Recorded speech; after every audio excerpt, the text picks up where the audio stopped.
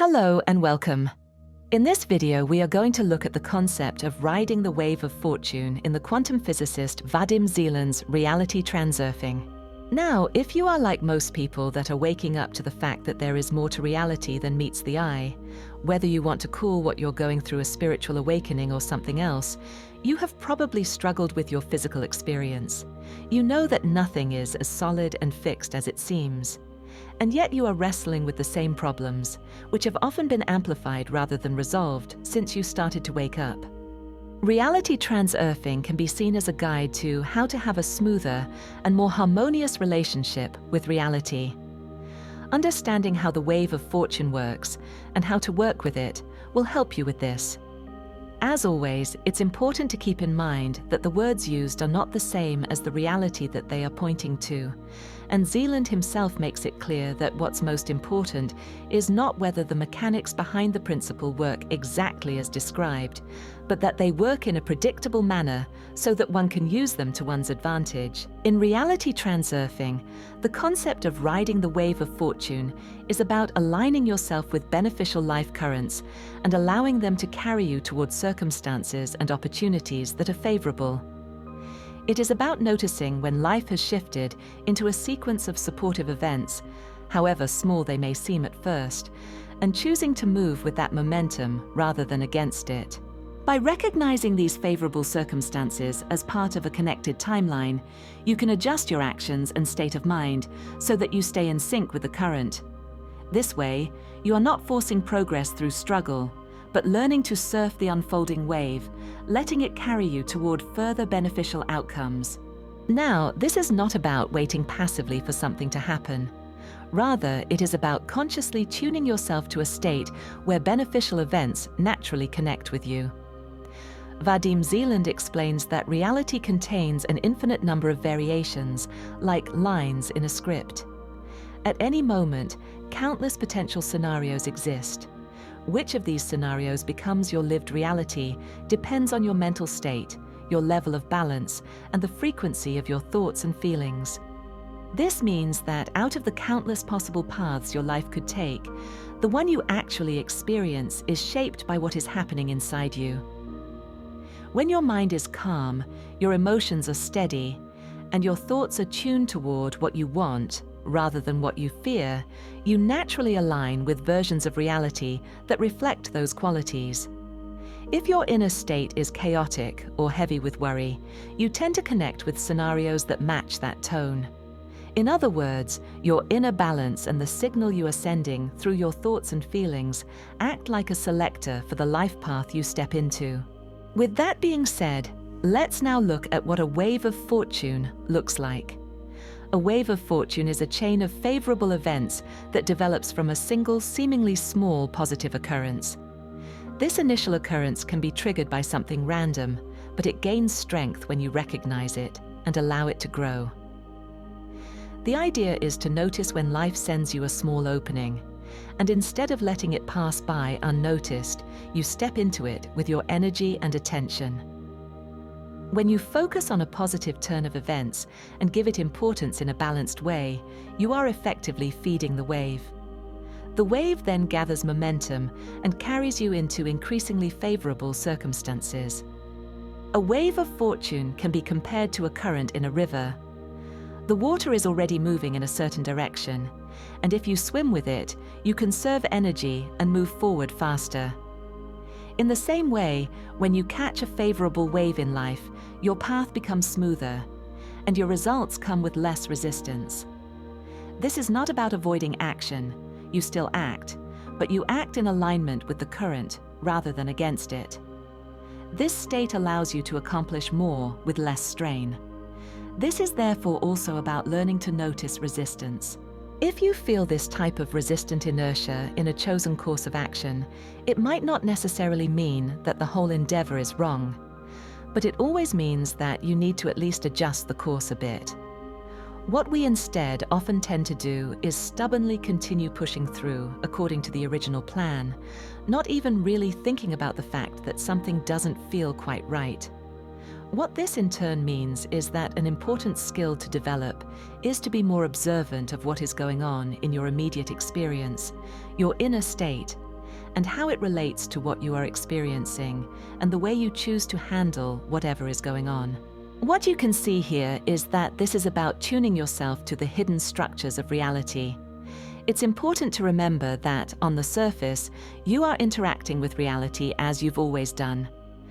But now you are aware that there is more than meets the eye in the human experience.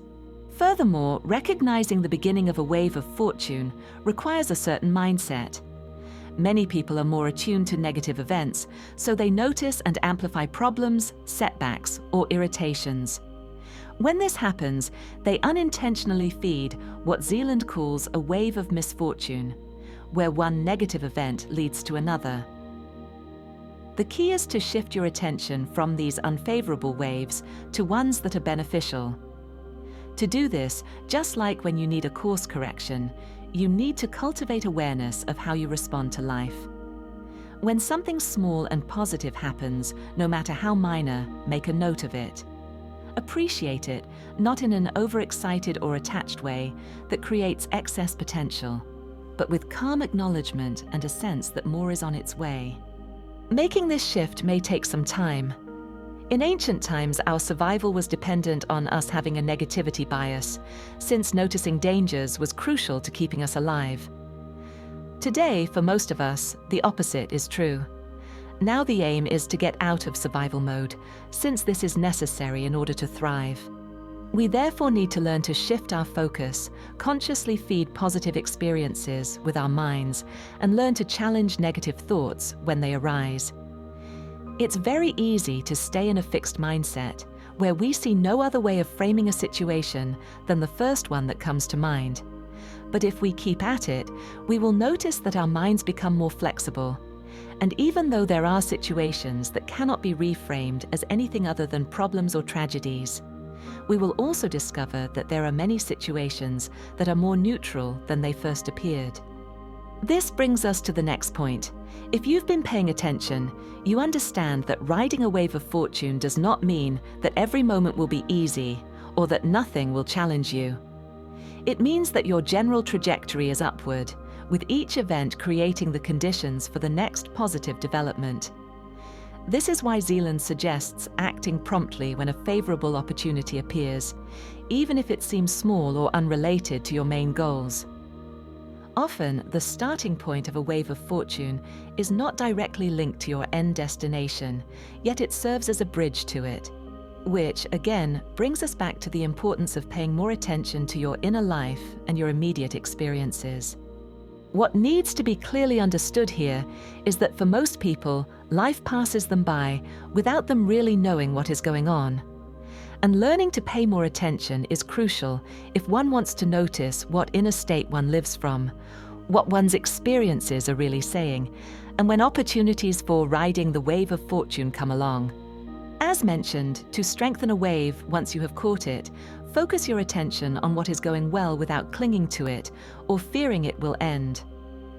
Fear and over-attachment can create excess potential, which distorts balance and attracts forces that may neutralize the wave. Instead, maintain a state of gratitude without desperation, openness without expectation, appreciation without the need to control, and let events unfold without demanding a specific outcome. This allows the wave to develop organically without resistance. As you can see, this has a lot to do with letting go and trust. Many people attempt to control every step of their journey, but the wave of fortune often carries you along unexpected paths.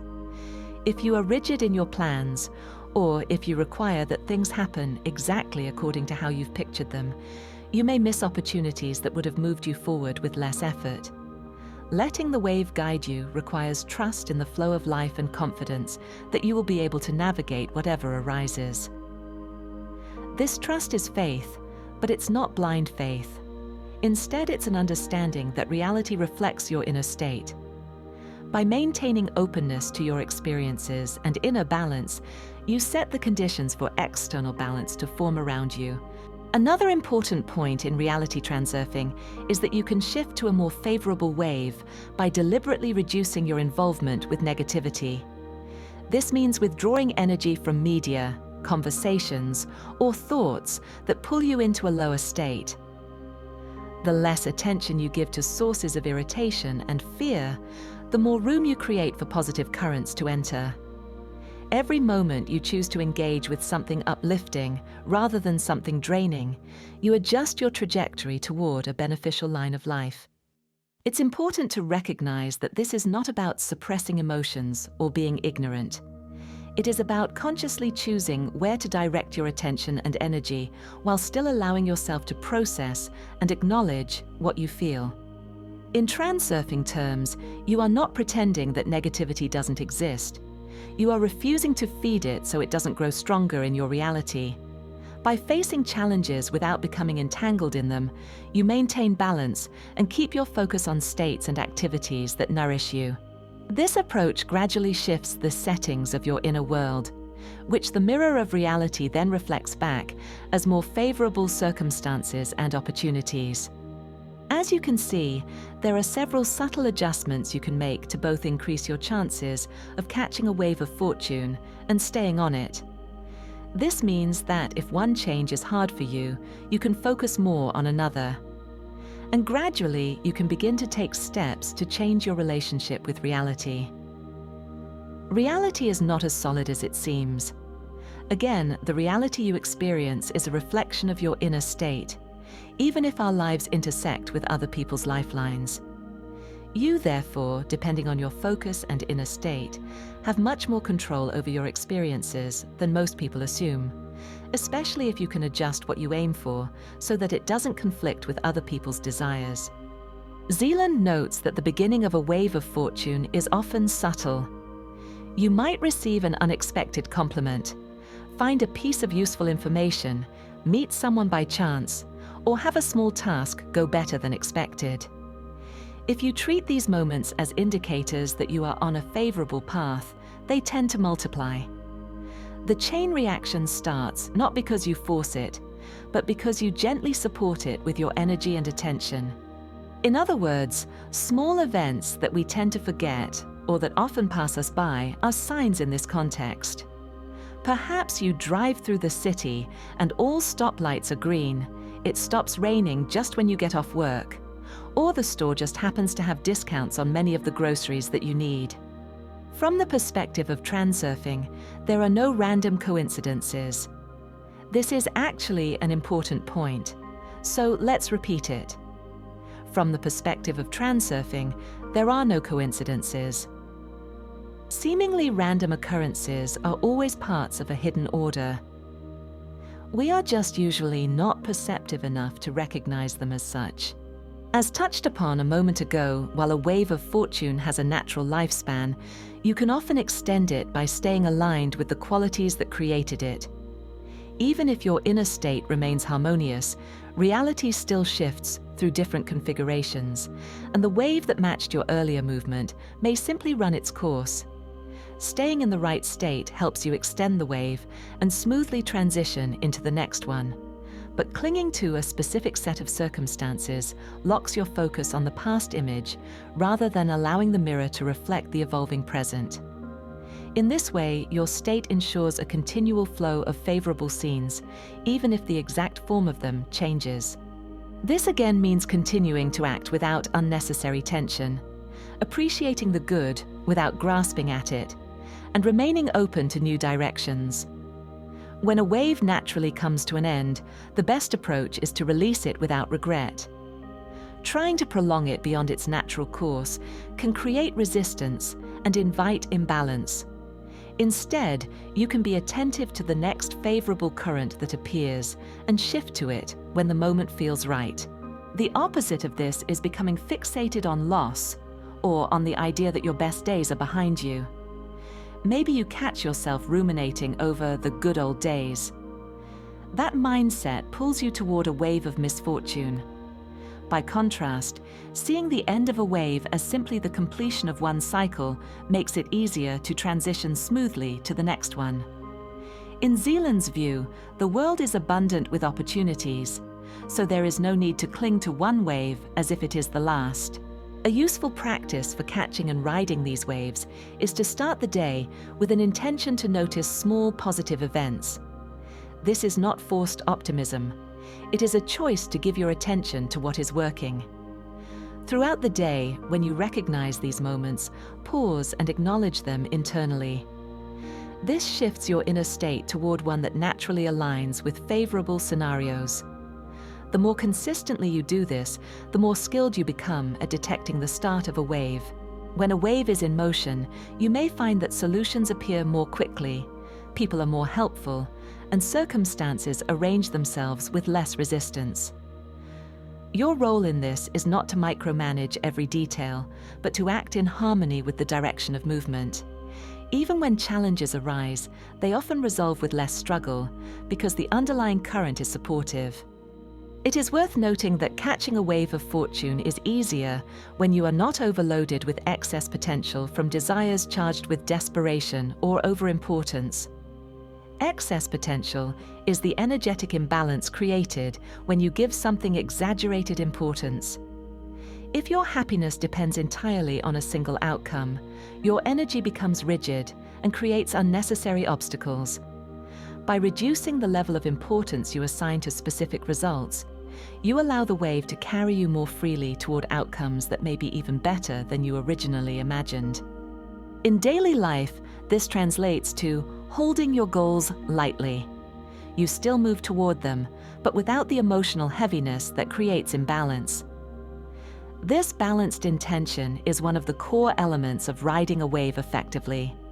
It keeps your actions aligned while leaving space for reality to arrange the most efficient path.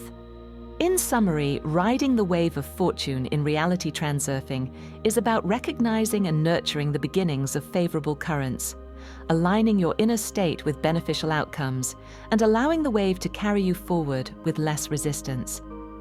It requires awareness, balanced intention, and a willingness to let go of rigid control.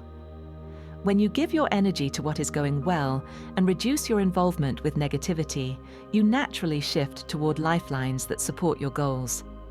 This approach turns chance occurrences into connected opportunities and makes it possible to move through life with greater ease and effectiveness. Two crucial components in all of this are awareness and intentionality. You don't need to struggle with life, but you do need to be intentional with your choices and inner life. You can't just let life happen to you. You do need to be aware of what is actually present in your life. And you cannot allow yourself to randomly believe the thoughts that pop into your head without discernment. The good news is that this is much easier and more effortless than the old struggles. It's just that we've practiced the absent-minded, disconnected, forceful way of doing things for such a long time, thinking that it is the only way. In this, it's important to realize that most people are not as aware of their inner state as they think. It's entirely possible to have one's head full of negative thoughts and body full of negative emotions that feed into one another, while thinking that one is a mostly positive person. Therefore, you need to develop a relationship with yourself and work consciously with your inner life. From this, it follows that it's crucial to first get acquainted with what is taking place in your day-to-day experiences. If you want to learn more about how to do this, we have a video about self-observation as taught within the Fourth Way system, a spiritual path of inner development that integrates mind, emotions, and body through conscious attention. It is available on the end screen right now. If you want to learn more about excess potential that we mentioned in the video, we have a video about it available on the end screen as well, together with all our videos on reality transurfing. You've now reached the end of the video. Remember to like and subscribe and check out the description and comment section to see other things that we do. Thank you for your time.